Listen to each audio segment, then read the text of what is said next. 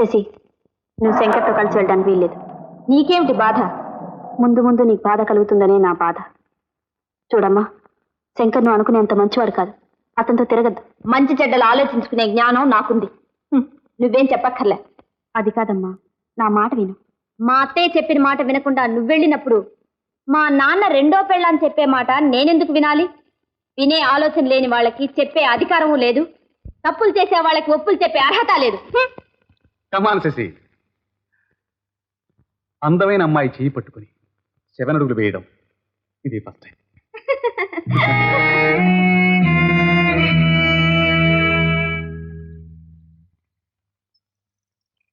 ఏమిట్రా తమ్ముడు రాస్తున్నా? రామకోటే. చాలా మంచి పని చేస్తున్నావురా. రామనామం 1 సార్లు రాస్తే బోడంత పుణ్యం లభిస్తుందట్రా.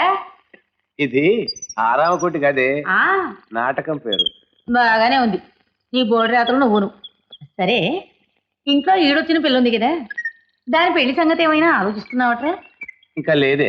నాకు తెలుసురా పిచ్చి సన్యాసి, ఆ ధ్యాసే నీకు లేదని. ఒరే రాజుగా, శశిని మా శంకరానికి ఇచ్చి చేసి నా కోడలుగా తెచ్చుకోవాలని ఎంతో ఆశగా ఉందిరా. నువ్వేమంటావురా? నేను వేరే ఏమంటానే, అందరికీ ఇష్టమైతే నా అభ్యంతరం ఏం లేదు. కానీ నాకు మాత్రం చాలా అభ్యంతరం ఉంది. వదిన గారు, ఎట్టి పరిస్థితుల్లో ఈ పెళ్లి జరగదు. నీ అభ్యంతరం ఎవరికి కావాలి? తీసుకెళ్లి పెట్టెలో పెట్టుకో. అసలు నువ్వెవరు? ఈ ఇంటి ఇల్లాల్ని, శశిరేఖ తల్లిని. ఓ అబ్బో, పెద్ద తల్లి వెళ్ళేది. ఇదిగో అమ్మాయి, నీ మొగుడికి నీ అక్కయ్య, వాడు నా మాట ఎప్పుడూ కాదన్నాడు. అందుకే నేను కాదంటున్నాను. ఈ పెళ్లి జరగడానికి వీల్లేదు. ఒరే, అలా సిద్ధి వినాయకుల్లా చూస్తూ కూర్చుంటావేరా? అనుకుంటా ఈ పెళ్లి తప్పకుండా జరిగి తీరుతుందని చెప్పరా తమ్ముడు? ఇంతకాలం ఈ తమ్ముడు, ఆయన బిడ్డ అక్కర్లేకపోయారు. ఆస్తి రాగానే సంబంధం కలుపుకునే అంత అవసరం అయ్యారా వదిన గారు? అవేమో చెప్పమాటలే. తండ్రి వయసు వాడి చేత ఆస్తి కోసం పుస్తకట్టించుకునే పాపిష్టి బుద్ధి నీదే. మావి ఈనాటి సంబంధాలు కావే, ఆస్తులు అంతస్తులు లేనప్పటి నుంచి ఉన్న అనుబంధాలే. ఇదిగో ఇలాంటి దిక్కుమాల వాడలు పెట్టి ఈ పెళ్లి జరగకుండా చేయాలని చూస్తున్నావా? మీరు ఎంత అరిచినా సరే, అల్లరి చేసినా సరే ఈ పెళ్లి జరగదు. ఎందుకు జరగదు? నాకు ఇష్టమైనప్పుడు ఎందుకు జరగదు? శశి, నీకు తెలీదమ్మా. నీ గురించా? బాగా తెలుసు. నేను భావం చేసుకుని సుఖపడ్డా నీకు ఇష్టం లేదని తెలుసు. నీలాగే నన్ను ఆస్తి ఉన్న ముసలాడి కట్టబెట్టాలనుకుంటున్నావని తెలుసు. శశి, నేను చెప్పేది వినమ్మా. వినను. అసలు నువ్వెవరు చెప్పటానికి, ఆజ్ఞాపించటానికి? నేను ఈ తల్లినమ్మా. ఛీ, తల్లి పదం చాలా పవిత్రమైంది. పాపిష్టి దానివైన నువ్వు దాన్ని ఆపాదించుకుని పాడు చేయొద్దు. శశి, నాన్న, అమ్మే ఉంటే నా మాట కాదనేది కాదు.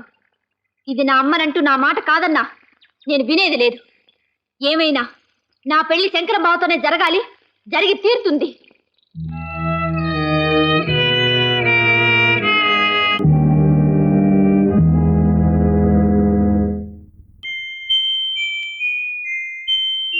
నా పెళ్లి శంకరం బావతోనే జరగాలి, జరిగి తీరుతుంది. నా పెళ్లి శంకరం బావతోనే జరగాలి, జరిగి తీరుతుంది. నా ఆస్తి నా బిడ్డకు అందించాలి. ఆ పాపిష్టి దుర్గమ్మ చేతుల్లోంచి వాళ్ళను రక్షించాలి.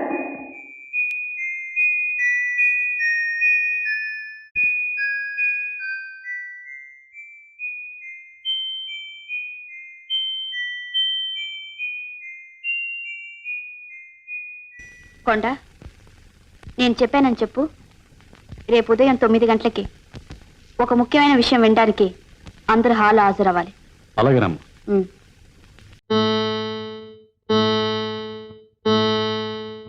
ఏమిట్రా తమ్ముడు, మీ ఆవిడ ఇంకా దిగలేదులా ఉంది? అవునులే, మహారాణి ఎప్పుడు దిగుతుంది? రాలే కోళ్ళ పిల్ల. ఈవేళ మీ ఆవిడ ఏదో మీటింగ్ పెట్టింది. కారణం ఏమై ఉంటుందో? చూడమ్మా, కారణం ఏదైనా ఈ ఇంట్లో ఇలాంటి సమావేశం జరగడం ఇదే ఫస్ట్ టైం. మీ అందరికి ఒక శుభవార్త చెప్పాలని సమావేశపరిచాను.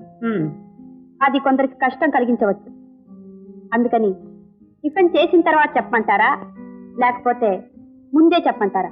చెప్పేదేదో ముందుగానే చెప్పు తల్లి. తినడమా మానడమా అనేది ఆ తర్వాత నిర్ణయించుకుంటాం. అయితే వినండి. మా ఆయన ఈ ఇల్లు, బ్యాంక్ బ్యాలెన్స్, మొత్తం ఆస్తంతా నా పేరున రాశారు. పోతు మాయదారి పిలుగా, ఎంత పని చేసేవి. నా తమ్ముడికి మందు పెట్టి మాయ చేసి ఆస్తంతా రాయించుకుంటావంటే నువ్వు నరకానికి పోతావే, నరకానికి. ఒరే రాజుగా, నిన్న అసలు నరికి పోలు పెట్టావు. పెళ్ళాం ఆస్తి రాయమనగానే రాసేయడమే. 4 ఎడబడ వాయించేవడా గుర్తోబెట్టక్కర్లా. ఇంట్లో పెద్ద దిక్కు నే తగలడ్డానే నాతో ఒక్క మాట అయినా చెప్పి చచ్చావంటరా అంటే వాదమ్మవి దద్దమ్మ కాబట్టి వెళ్ళాం లేచిపోయి. అవ్వా నీకు సిగ్గుతో పాటు బుద్ధి కూడా పోయిందేవరా. నీ బుద్ధి బుగ్గైపోవడం. అక్కయ్య కొబ్బరి పచ్చడి బాగుంది, అసలు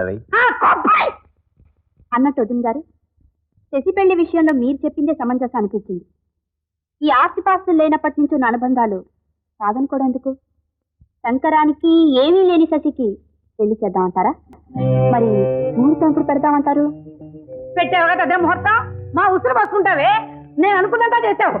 అక్కయ్య పెసరట్లు చాలా రుచిగా ఉన్నాయి. పాపం తినకుండానే వెళ్ళిపోయింది.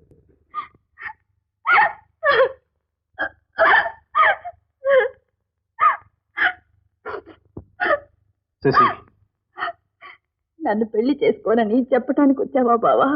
అంటే నీ ఆస్తి కోసమే నిన్ను ప్రేమించాలనుకుంటున్నావా? శశి, నాది నిర్మలమైన ప్రేమ. నీకు ఏమున్నా లేకపోయినా నిన్నే పెళ్లి చేసుకుంటాను. బావా మరి అత్త ఒప్పుకోకపోతే? ఆవిడ్ని ఎదిరించడం అదే ఫస్ట్ టైం.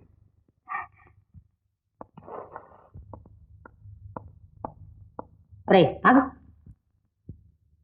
ఏమిటా దాని దగ్గర అవుతున్నావు? నీది నిర్మలమైన ప్రేమ, నన్నే ఎదిరించి దాన్ని పెళ్లి చేసుకుంటావు కదా. ఒరే డబ్బు లేనివాడు డబ్బు కొరగట్రా, దాన్ని చేసుకుని వీధులంటే అడుగు తింటావా ఏమిరా? అమ్మా, నువ్వు అనవసరంగా ఉద్రేకపడకు. నోటితో ప్రామిస్ చేశానే గానీ ప్రామిసరీ నోటు రాసిపోలేదుగా. ఆడు పనులు చేయడంలో నేను నీ కొడుకునే. నా తండ్రి, నువ్వు నన్ను ఇలా పొరపాటుగా అర్థం చేసుకోవడం ఇదే ఫస్ట్ టైం.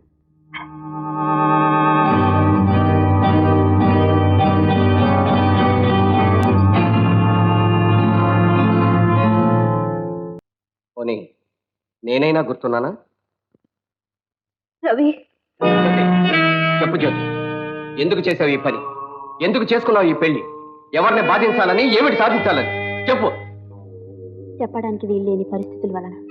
మన కలలన్నీ కాలదోసి కలసిన మనసులు విడదీసేటంత గొప్ప ఆ పరిస్థితులు. గొప్పవి కావు రవి, బలమైనవి. వాటి కారణంగా ఒక్కొక్కసారి మనం అనుకున్నవి జరగవు. అలాగని జరిగిందంతా మనం అనుకున్నవి కావు. అబద్ధం. ఇందుకు కారణం పరిస్థితులు కాదు, డబ్బు. డబ్బు మీద నీకు పెరిగిన కాంక్ష, ఆస్తి మీద నువ్వు పెంచుకున్న ఆశ. జ్యోతి, ఐశ్వర్యం కోసం నీ మనసును చంపుకున్నావు, నిన్ను నువ్వు అమ్ముకున్నావు. అదంటావా? అవునటంలో నీకు ఓదార్పు ఉంటే అదే అంటాను. జ్యోతి, ఏమిటి మాటలు? ఎందుకు ఈ నాటకం? నిజాన్ని ఎందుకు ఇలా దాస్తున్నావు? చెప్పు జ్యోతి, చెప్పు. నా ప్రేమను ఎందుకు పరిహసించావు? నా బ్రతుకుతో ఎందుకు ఇలా ఆటలాడుకుంటున్నావు? చెప్పు జ్యోతి, చెప్పు.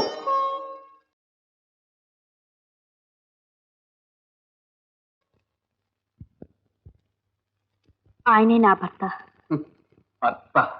అర్థమైంది. అంత వయసున్న మనిషిని కావాలని కట్టుకున్నది డబ్బు కోసమని అర్థమైంది. ఇప్పటికైనా నిజాన్ని అర్థం చేసుకున్నావు. జ్యోతి, దీపంలా నా గుండెలో వెలుగుతావు అనుకున్నాను, కానీ మంటవై నా మనసును అంటిస్తావని అనుకోలేదు.